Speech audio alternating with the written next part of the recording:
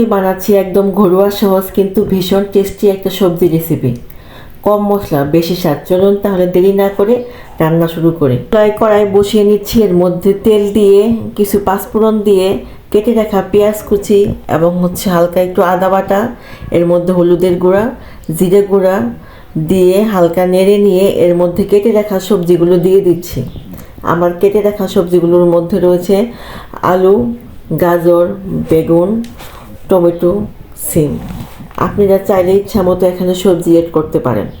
এর মধ্যে সবজিগুলো দিয়ে হালকা নেড়ে কিছুক্ষণ নেড়ে নিচ্ছি যাতে সবজিগুলো মশলার সাথে মিশে যায়। সবজি খেতে ভীষণ ভালো লাগে বরাবরই আমার। আপনাদের কাছে কেমন লাগে কমেন্ট করে অবশ্যই জানাবেন। সবজিতে থাকে ভিটামিন, মিনারেল, আঁশ যা শরীরকে ভেতর থেকে শক্ত রাখে, পেট পরিষ্কার রাখে, কোষ্ঠকাঠিন্য কমায়, ত্বক সুন্দর রাখে। এই সবজিগুলোর মধ্যে কিছু কাঁচামরিচ একটু হালকা ফেটে দিচ্ছি যাতে সবজিগুলোর মধ্যে একটু ঝালঝাল ভাব আসে। এখন ঢেকে দিয়ে কিছুক্ষণ একটু জাল দিয়ে নিব। এরপর আবার ঢাকনা খুলে দেখা যাচ্ছে সবজিগুলো একটু হালকা নেড়ে নিচ্ছি।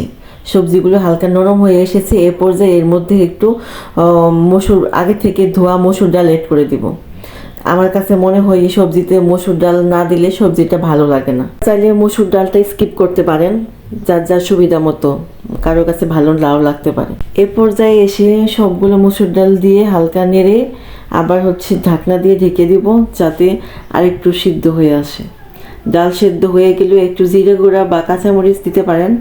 আমি দিব না, কারণ জিরা গুঁড়া ও কাঁচামরিচ আমি আগে থেকে দিয়ে দিয়েছি। তৈরি হয়ে গেল আমাদের সহজ আর পুষ্টিকর সবজি।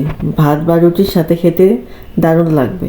সবাই ভালো থাকেন, সুস্থ থাকেন। আবার দেখা হবে নেক্সট কোনো ভিডিওতে। ভিডিওটি ভালো লাগলে লাইক কমেন্ট করে পাশে থাকবেন। অবশ্যই চ্যানেলটি সাবস্ক্রাইব করে দিবেন। ধন্যবাদ।